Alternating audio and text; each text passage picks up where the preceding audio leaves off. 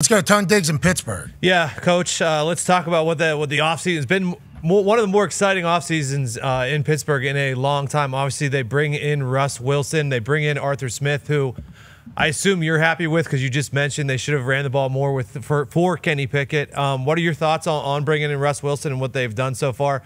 And then on the other side, what does it say about Russ Wilson that the Broncos were okay with taking on an $85 million dead cap to just part ways with him? Yeah, I mean, that's a lot. I mean, obviously they inherited Russell, both ownership and the coach and Sean. I thought Russell played very well last year. I think the year before he was embarrassed by how he played. I think the whole situation there was one where he had to kind of recapture his confidence, more of his identity, and I did a very good job.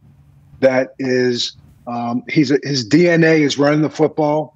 That's what Pittsburghers want to hear. They have the Najee Harris, Jalen Warren, and that offensive line. I think putting Kenny Pickett and you put Russell Wilson under the center, they both are great rollout passers in a play-action game. You don't have to change styles. And I think it's going to be a very healthy competition that they have. One's at the beginning of his career, the other's at the latter end of his career. I'm sure that conversation was had with Mike very early in that situation. Listen, you got a window of time right now with T.J. Watt, Cam Hayward, Minkah Fitzpatrick. You got some great defensive players, and I think it'd be a disservice not to make sure that you take care of the other side of the ball to maybe try to bring this unit together and get a run that they can make. It's a tough division, but I like what they did. I love hearing you talk about Carolina with Bryce Young, like, hey, let's run the ball. Pittsburgh people are thinking the same thing with Russell. Hey, let's run the ball. We got a great defense. Right. Let's run the ball. In Pittsburgh, mostly because of you, and also, I guess, with Noel before you, it's like Pittsburgh fans like being a physical football team. Pittsburgh fans like when the defense is smothering. They like whenever the offense is controlling the line of scrimmage. Not every city necessarily wants that. Pittsburgh wants to be the more physical team. I think that is a real thing, don't you? Absolutely. And I think if you look at the four teams that were in the Final Four of the NFL last year, I think you talk about the running back, you were talking about earlier, the market, and all these guys got picked up. What Isaiah Pacheco did, what Christian McCaffrey did, these were two guys that were two dominant players on their respective sides. Jahmyr Gibbs in Detroit, Gus Edwards in Baltimore. And they're all four of these teams. You know, Kansas City got right when they started running the football and having more balance in their offense. And I think that you saw with all four of those teams, the running game being an integral part of their offenses. It helps the defense. It helps offensive linemen develop because you take the pressure off of them now having to pass block every down. So I'm a big believer. Listen, I'm all for passing the ball. We were one of the teams that spread it out, and we had, Cordell Stewart playing receiver. We had 5 receivers out there. But I know one thing. There's a mentality that you have when you know you can close a game. And there's a physicality that you can apply that you're more physical than a team that you're playing against. I always said you throw early to run late. God, you see, he started getting into it. Oh, yeah. Yeah, he started getting jacked up, Coach. We started getting really jacked I did. Yeah. So did we. I want to let you know that. We're running into a hard out here in about a minute and a half, although the show will continue on YouTube and ESPN+. Darius J. Butler has a question for you, Coach. Yeah, Coach, I want to ask you, hi, what's up? Good to see you. How tough is it going to the draft? You're obviously in the draft period right now. What positions do you feel are the toughest in today's NFL to kind of project to that next level? I know the Steelers over the past, decade or so, they always knock it out of the park with receivers. Seems like they haven't found a corner in a while. What are those toughest positions right now to project that next level when you're at this time of year as a coach? I think the quarterback position is the toughest one because of the process of information. But I also think when you look at the corner position, Darius, and you know as well as I do, the speed of the game, how open the game is, the receivers and how big they are, how fast they are, to acclimate to that, and just the officiating that you have to be able to acclimate to.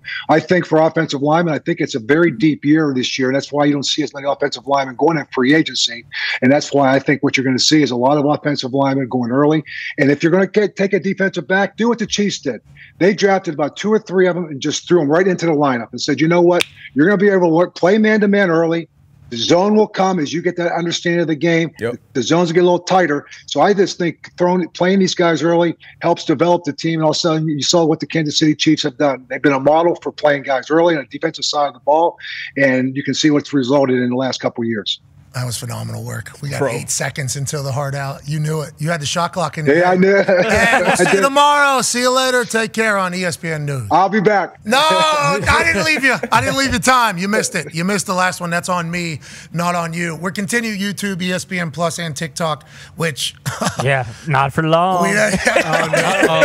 There's a topic of conversation everywhere, Coach. I don't know how in the know you are. There's a TikTok chatter happening. Aaron Rodgers maybe going to be a vice president of the United States of America. It's a wild I heard that about Aaron. That's awesome. Coach, yes, it is.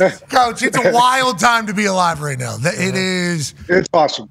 Okay, yeah, you're right. It is awesome. Hell yeah. Everything's awesome. We'll just continue to keep it moving. The time frame right now, like Georgia has their pro day happening today. I think the big story out of there, Ladd McConkey, will he be able to back up what he ran at the combine, 4.3, whatever? Will he be able to run routes? How's he catching? I think everybody already knows, seemingly at this point. But Conman's got a question for you about it all. Yeah, Coach, it feels like now at the pro days, especially with, everything being rehearsed, that it's hard to actually find real things when these guys are making their deep balls, running their routes, everything like that. Is it, what are they looking for at these pro days, coaches specifically and scouts too, that they can't find like on tape that they already have back at the facility? How they're viewed upon by their teammates, the guys that they're working with. You can kind of see the presence they have. And for me, the first place I'd go is right into the training room, talk to the strength coach. I want to talk to these coaches in person. I mean, they give you the thing. When you go to their place, there's a little bit of the guard gets dropped a little bit because they feel comfortable. So I just want to know about this guy more, what he does off the field, what kind of work ethic does he really have? Can the guy play with injuries or get a little bit of nicks? Is he okay with that?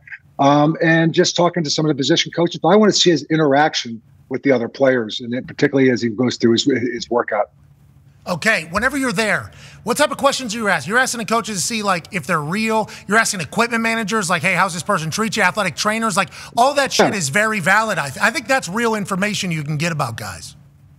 100%. Like, who's coming to the games? Are his family very involved? Does he have any brothers? When you tell him he's going to get this big this big start and he's going to be captain, who's the first person he called? All of a sudden he complains about something. Who's the first person he relates to? So I just think it's trying to find out about the individual and who are the most instrumental people in his life. And I think that's the connection you have to make. You got to get to know your players as people. I mean, one of the things I always try to do is just, if they're not good at home, they're not going to be good at work. And so I wanted to get to know them as people, and their wives, their kids, their parents, their brothers, their sisters, whoever is important to them. Who are the people you're sharing this period of time with that's most important, and the most unbelievable time of your life is being a professional football player. It's a window of time. And who's those people that are influencing you the most and who are having a big part of your upbringing? What's that quote? You show me the people you hang around, I'll tell you who you are, or something like that. Yeah. Like that entire process. I don't think that's necessarily completely fair in all situations because, people come from different places. But it is very valid to be like, hey, who's in his ear? Who's he talking to? Yeah. How does he respond to adversity? Like, all those things matter. And I think, I don't know if media understands that enough, because with the combine thing is the numbers steal the conversation going in the draft. Yep. Numbers steal the conversation. And then people will find plays from their seasons that back up those numbers like, oh, yeah, look at how fast this person is. But, like, when you're running an NFL team, it's a smaller locker room, longer season. It's a real, like, who's the human you're getting? Oh, yeah. And I don't think a lot of people – there's some young GMs, I think, that don't think about that. There's been GMs in the history of the NFL that don't think about that put teams together. But I feel like maybe it's a point that people need to think about almost as much as, like, their talent. Like, are we bringing in a culture killer? Like, that needs to be at the forefront, don't you think? And in this era, it might be a little bit different to try to figure out with the NIL and everything. I wonder how that kind of plays into it all. So I really believe culture has a lot to do with leadership. Culture has a lot to do with the people that you bring in. And so the element of that is, metrics can tell you one thing, but I always just said the same thing is, I'm going to treat everyone fairly, but I'm not going to treat everybody the same because you're getting asked to do different things. And so to me, the one thing that you have to do is have a set of core values and just recognize some people are going to test you. Okay. I always had this one. It's called production and tolerance. So as long as there's production up there, you're going to have a little bit of tolerance for that person right there. But all of a sudden the production goes down, and you're going to tolerate some things. We're going to talk. And if your tolerance doesn't come down, we're not going to be talking anymore because you're not going to be here. So it's production and tolerance. And at the same time, I wanted edgy people. You don't want just everybody you can coach. I said this before, and I said that I wanted guys who would walk the line. Walking the line is what I wanted you to do. I want you to be confident. I wanted you to have a swagger about you, and maybe even arrogant. I said, when you cross the line, crossing the line is disrespecting the opponent, you disrespect the game, or you disrespect the teammate. And if you walk across that line, I'll pull you back. But damn, I want you to walk that line close. And if you don't ever cross it, you're not trying hard enough. I want edginess. I want confidence. I want cockiness. But I want you to respect the game. But do it with a little bit of a swagger and a chip on your shoulder. Yinzer legend, dude. Yeah. Did you hear that? That's he basically just described like what a dream Pittsburgh football team. I had like Kevin Green in my head. Yeah. Yes, absolutely. Yeah.